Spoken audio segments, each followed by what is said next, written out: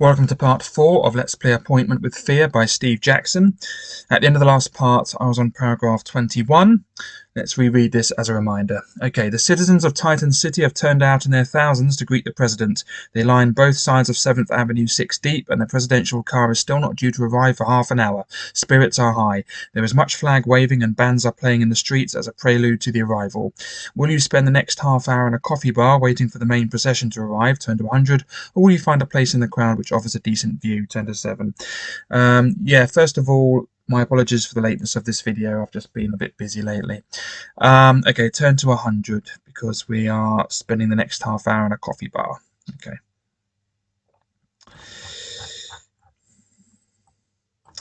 Manny's coffee shop has never been so busy. The excitement surrounding the president's arrival has brought all sorts of people to the streets. You sit down at a table next to a man wearing a shabby brown overcoat, and the two of you are soon talking. The man is very drunk and says more than he should.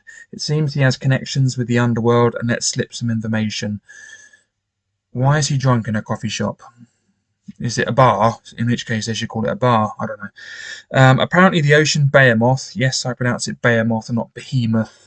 The first time, although I don't mind people pronouncing it behemoth, but the first time I ever heard this word pronounced, it was pronounced behemoth. So, and that was on that was on TV, I think, about 25 years ago. So, I've always pronounced it behemoth ever since. Anyway, apparently the ocean behemoth has been seen in Titan Harbour, and the man knows the purpose of the huge fish creature's visit.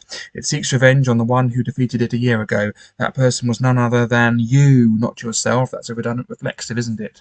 So that person was none other than you. You remember the encounter well. It is a huge water-spawn creature which cannot be allowed to enter Titan City. You make a mental note to explore the harbour as soon as you can. Now turn to 157. Off we go.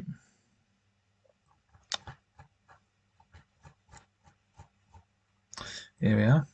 Yeah, that's the picture of what we're of our paragraph. That bloke in the middle looks a bit sort of sinister. Blam. Okay.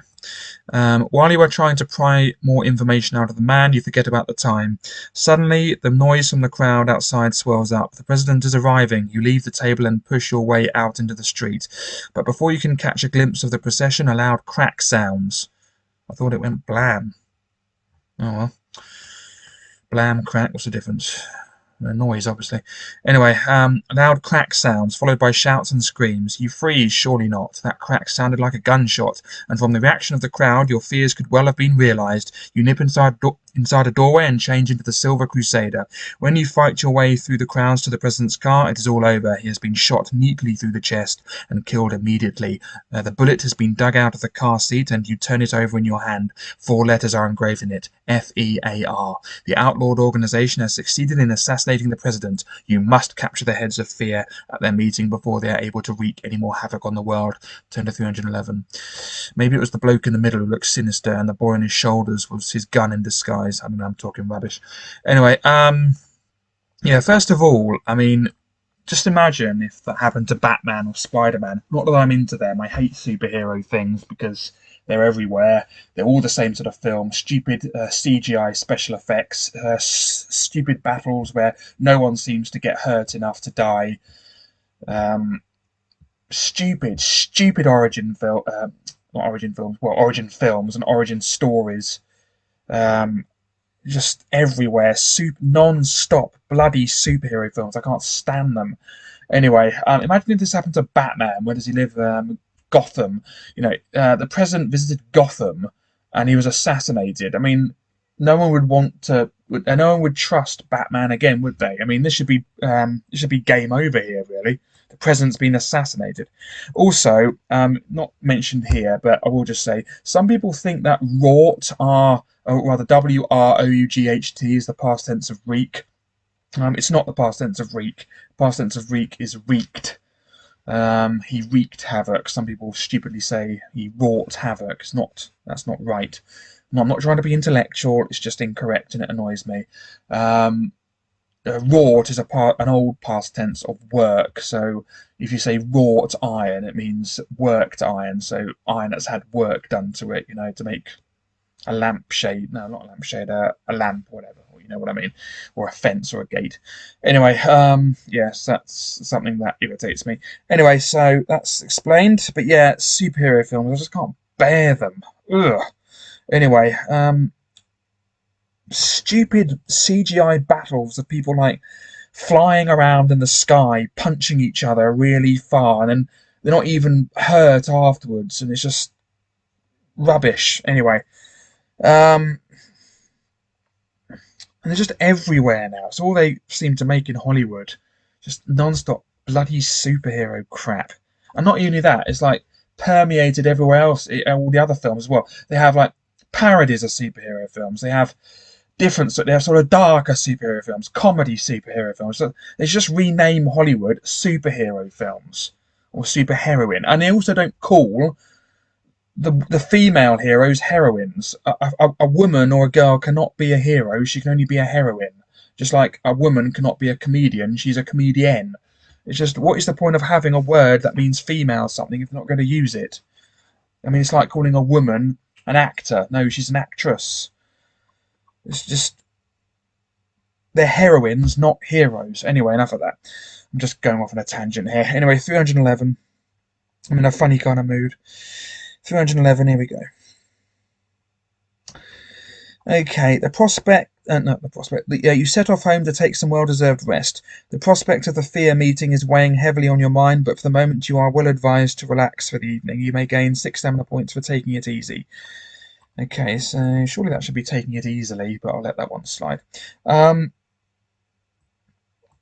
so do we need the stamina? No, we are at maximum stamina. Next morning you are woken not by the alarm clock, but by your crime watch. Beep, beep, beep. This time the message is longer than normal and it repeats itself. Reliable information. F.E.A.R meeting today. Whereabouts unknown. What's the point of the crime watch stating that it's reliable information? That implies that it sends him unreliable information at times, which of course begs the question: why would it send him unreliable information? So therefore, in my opinion, saying reliable information is redundant, because if it's unreliable information, it shouldn't be sending it to him. So the only information that he should receive on his crime watch should only be reliable. Therefore, they shouldn't have to say reliable information. That's my opinion. Not trying to be an intellectual. Okay, you spring out of bed. Today, do you have any clues as to where the meeting is? Where will you go? Parker Airport, turn to 349, stay in town, turn to 70, or head towards the waterfront, turn to 290. Okay, we are going to go to Parker Airport because that's in the information that we have. So, turn to 349. Okay, I'll be right back. And I'm back. Okay, paragraph 349. Everything is normal at the airport as you arrive. You do not want to cause any panic, so you change into your street clothes and proceed with your plan. You may head for one of the 3 hangars to look for clues. Xavier hangar. Yeah, I know that's pronounced Xavier in X-Men or whatever, but when I first heard that name pronounced, I think it was on TV decades ago. There might have been a sports player called Xavier something. The bloke on TV pronounced it Xavier, so I've always pronounced that name Xavier. But I know of the character on X-Men who has the name pronounced Xavier or something. But I'm going to say Xavier. Anyway, Xavier hangar is where private and executive jets are kept. Summers hangar houses emergency helicopters, and McCoy hangar is for cargo aircraft. Which will you investigate? Xavier hangar, turn to 394. Summers hangar, turn to 46. Or McCoy hangar, turn to 115. Okay, now looking at our information, we know they are meeting in an executive jet. So that means we need Xavier hangar because that's where the private and executive jets are kept. So 394. Although you could probably guess that because they're going to meet in an executive one. I don't know. When you arrive when you arrive in Xavier hangar, mechanics are servicing 2 executive jets. You find a pair of overalls hanging on the wall, slip into them, and wander around. There is nothing suspicious. In fact, you are not expecting anything to happen for a couple of hours. What time of day are you expecting the meeting to take place? Add this time to today's date and add the result to this reference. If the resulting reference makes no sense, turn to 220. Okay, looking at our clues again, or our information, we know it's on the Monday the 27th, and we know and we know they're meeting at 9 a.m. So 27 plus 9 is 36. And 36 plus 394 is 430. So we're going to turn to 430.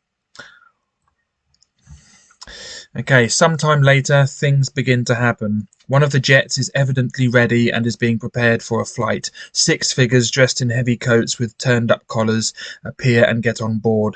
Although you cannot make out any of their faces, one figure stands out as being much bulkier than the rest. His coat is an unnatural fit, bulging at all the wrong places. As he steps into the aircraft, the clang of metal on metal confirms your suspicions. Feet of steel.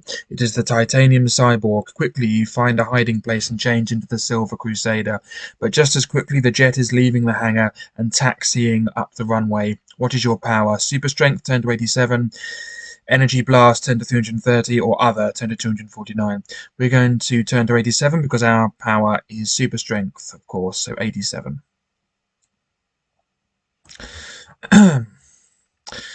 You streak out after the plane. As it is taking off, you catch up with it and force your way inside through one of the emergency entrance doors.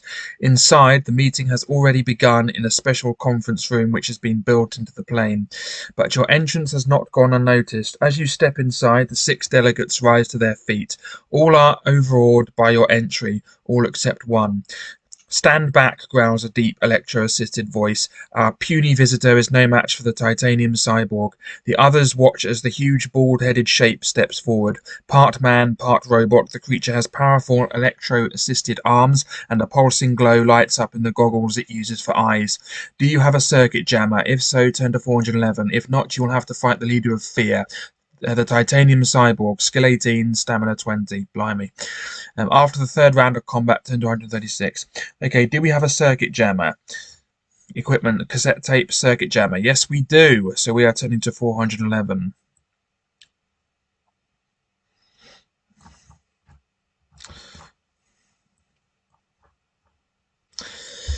Interesting how it said the titanium cyborg in the previous one, and here it just says titanium cyborg. You know, like they might be slightly different or something, but they're not. But it's just they forgot the definite article here. Anyway, you press the button on your circuit jammer. The cyborg's grin fades as the device affects its electronic functions. Its abilities have been reduced to those of an ordinary man. Now you may battle the villain on more equal terms. Titanium cyborg, skill 9, stamina 10. If you defeat the villain, turn to 19. Okay, so just remember, defeating means getting him down to 2 or 1 stamina points, and if we so we need to get him down to 2 or 1, and we have to, when we lose hero points if we don't, or whatever, I don't know. Anyway, so what are we doing? We are turning to our adventure sheet and writing down titanium cyborg, and he has skill 9 and stamina 10, as opposed to, what was it, 18 and 20 or something ridiculous. Anyway, at 9 and 10. Yep, okay. So roll for him first. Where's my dice program? There we go. Okay, 9 plus 4 is 13, and I get 20 because I have 13 skill. So 14 to 20. Oh no, 13 to 20 was it? Yeah, 13 to 20. No, I can't remember. Was it 14 or 13? I'm pretty sure. Either way, it doesn't matter. I'll just put 14. I'm probably wrong though. 14 to 20. It was 9 plus 4. Was I think it was 13, but again, it makes no difference anyway, because we win the attack round anyway. So that's 8. Puts them down to 8. Okay, 9 plus 7 is 16. I get 24. So 16 to 24. Remembered it this time. Puts it down to 6. 9 plus 8 is 17. I get 23. So 17 to 23.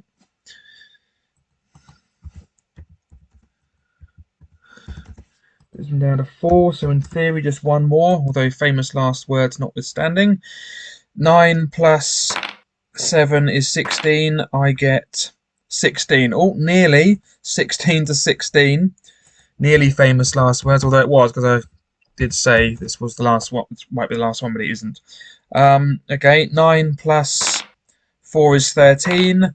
I get 21. So 13 to 21. That means I've defeated him because he's down to 2 stamina points. Okay, so that's that. Yeah, we've defeated the titanium cyborg. Let's go back to the book. Okay, we defeated him, turn to 19.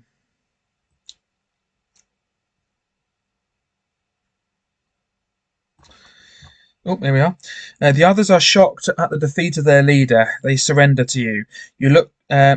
You lock them in their conference room and guide the jet back to Parker Airport, where you hand them over to the authorities. Turn to 440. This is the last paragraph. Oh, there's the last page of the book. For some reason, the person who scanned this book scanned the first page. I meant there's the first page. Right, there's the cover. Yeah, they scanned the first page or the cover and put it at the back. So that's why I had to use a picture on part one, which I got from Demian's gamebook page. Right, that makes sense. Okay. The police are amazed. Single-handedly, you have defeated the most dangerous association of criminals known to the world, except the president's been assassinated. And the extent of their dastardly plans soon becomes clear. Utoshki had developed a transmitting computer center which was capable of overriding transmissions from the Pentagon to the US Star Wars satellite orbiting the Earth. He was able completely to control the super weapons on board the satellite, capable of decimating an entire city at the push of a button. His objective was the domination of the civilized countries of the world. There's a surprise. But you have foiled his plan, apart from the fact the president has been assassinated. The Pentagon security codes can be changed almost immediately, and the titanium cyborg will be closely guarded for the rest of his life. You have earned 10 hero points for this victory. You can honestly say that you have saved the world from fear itself. And there's a picture. There's the rest of F.E.A.R.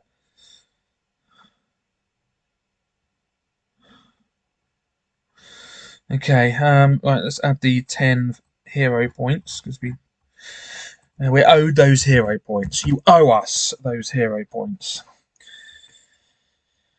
You owe us those damn tickets. Anyway, that's from Any Which Way You Can. I like those films, Every Which Way But Loose and Any Which Way You Can. I used to watch them with my dad when I was little. Anyway,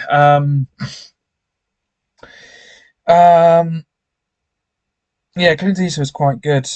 Most of his films are quite good. I like his 70s ones, like Escape from Alcatraz. That's great, and obviously the Dirty Harry films. They're classics, aren't they?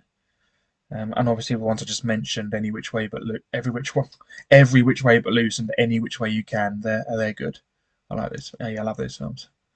Um, yeah, Clint Eastwood's actually really good. I don't really think about it, but most of his films are really good. Like Tom Cruise. I mean, I don't really, you know, you don't really think about it, but most of Tom Cruise's films are excellent, and Clint Eastwood's. Anyway, enough of that. Anyway, so I'm not really a huge fan of this book. I mean, I've talked about my thoughts of superheroes and all that nonsense, but I just think this is too derivative of those sort of comic books, which in itself is a misnomer because they're not supposed to be. The word comic means humorous, and they're not humorous; they're sort of serious. I mean, a comic has to have jokes in it. I mean, the very fact that they're serious, with serious stories in them, means they're not comic. It's a misnomer. They're not comic books because they don't have jokes in them. They have serious stories in them that have drawings in them as well. So that's what the word comic means, relating to comedy. So I don't know why they're called comic books. Probably because the original comic books did have jokes in them. I mean, if you say a comic to me, that conjures up, the really good old comics, which weren't books over here, like the Dandy or the Beano. Now they're comic, they're comics, not comic books, because they were just sort of like paper magazines. But they had stories in them that were mainly humorous. They were comics because they had jokes in them and they were very good. But something like Batman or Spider-Man or whatever, then they're not comics because they don't have any jokes in them. They're serious. So I don't know why they're called comics when they're not funny. Anyway, and I wouldn't read them even if they were funny because they're rubbish. I hate all that nonsense. I just can't stand superheroes. Anyway, um, I mean, if you think about it, I mean, well, if I think about it, I mean, it's just completely taken over the action film genre. Every action film is bloody superheroes. I mean, the original action films of the 70s and 80s were just men, over the top, muscle bound men running around with a machine gun. Now that's good because at least it's realistic. At least people die in it, as opposed to having stupid CGI battles where they're flying around the sky, punching each other and causing a big explosion or something. And it's just I just don't like them. Anyway, enough of that. Anyway, I just don't like this book. It's too derivative of those sort of superhero things, and you know. Anyway, my next videos are going to be either the next book, which is Rebel Planet, Grown, another futuristic one, or, well, I will eventually do it. That'll be the next book I do. Whether I do that next as a video or not is another matter, but it will be the next book I do. Now, the next video will either be that, or I recently done Resident Evil Guide on the Game Boy Color, which is a very good game, reminiscent of other really good Game Boy Color games like Metal Gear Solid, which you know I love because that's the best. Well, that, in my opinion, that's better than their PlayStation version. But yeah, Resident Evil Gaiden was actually really good. Although a little bit easy, but it was still really good. I might do a video of that because that's really good. Anyway, so my next video will either be that or Rebel Planet, but the next book will definitely be Rebel Planet whenever I get around to another book. Okay.